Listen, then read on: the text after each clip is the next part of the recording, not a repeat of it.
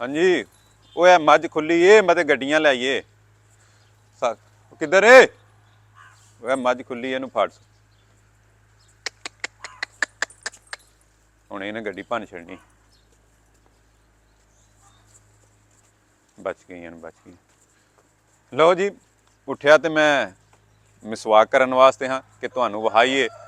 कि साडे देहाती कल्चर दे विच किस तरह सुबह सुबह मिसवाक जिहड़ी आपी कट के कीती जाती है कि सुन्नते रसूल भी तुहानू पता है मिसवाक लेकिन वो चलो चंगा हो गया मैं वेख ली मझ नहीं तो शायद गड्डियां तरोड़ भन छड्डदियां बच गई ने अलहमदुलिल्लाह। तो आओ हुण तुहानू विखाने आ किस तरह मिसवाक करनी नाले साडे सारे जानवर ही पिछे ही ने बजे हुए डंगर शंगर इत्थों ही एक मझ खोल के ते उधर गई सी कैं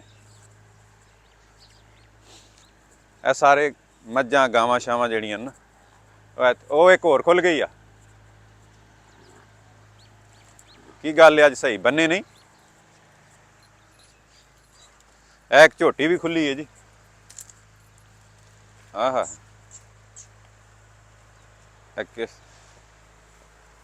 ਵੇਖ ਕੇ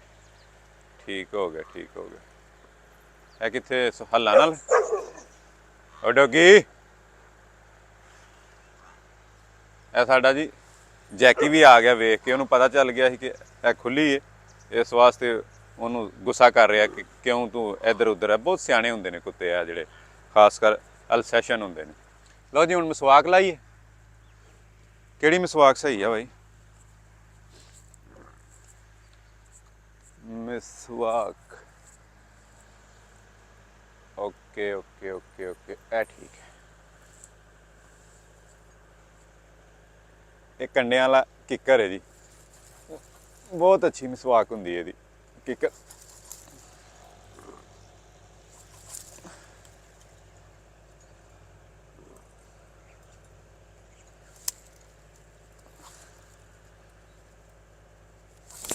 ਓਕੇ ਇਹ ਜੀ ਮਿਸਵਾਕ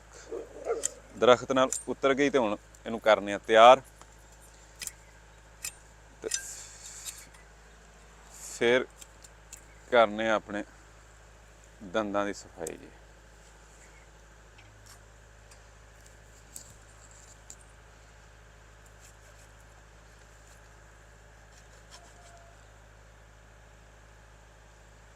ਨਹੀਂ ਨਹੀਂ ਅਈਏ ਹੋਰ ਇਹਨੂੰ ਥੋੜਾ ਜਿਹਾ ਰਗੜਾ ਚਾਹੀਦਾ ਬੜੀ ਇhtiyਾਤ ਨਾਲ ਕਰਨਾ ਪੈਂਦਾ ਕੰਡੇ ਵੀ ਖੁੱਭ ਜਾਂਦੇ ਨੇ। ਲਓ ਜੀ ਮਿਸਵਾਕ ਸਾਡੀ ਹੋ ਗਈ ਰੈਡੀ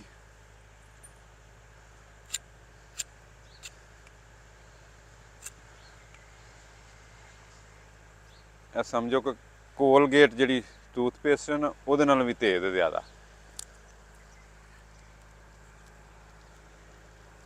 ਦੂਸਰੇ ਵੀ ਚੈੱਕ ਕਰ ਛੱਡਨੇ ਹਨ ਸਾਰੇ ਡੰਗਰ ਠੀਕ ਨੇ ਨਾ ਖੁੱਲਣ ਨਾ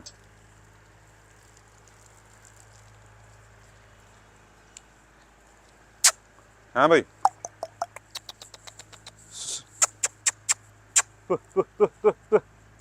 नहीं वो जानवरों के कोल ही उन्होंने राखी बैठा है मेरी तो आदत है डेली नहीं दूसरे दिन या तीसरे दिन लाजमी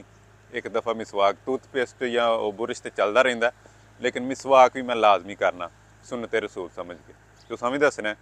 कि किहड़े बंदे नूं ਤੁਹਾਡੇ ਚ ਕਿਹਨੂੰ ਇਹ ਕਲਚਰ ਔਰ ਇਸ ਤਰ੍ਹਾਂ ਦਾ ਦਿਹਾਤੀ ਮਾਹੌਲ ਸੁਬਾਹ ਵਾਕ ਕਰਨਾ ਪਸੰਦ ਹੈ ਅੱਛਾ ਲੱਗਦਾ ਜ਼ਰੂਰ ਦੱਸਿਓ ਜੀ ਬਹੁਤ ਮਿਹਰਬਾਨੀ ਥੈਂਕ ਯੂ।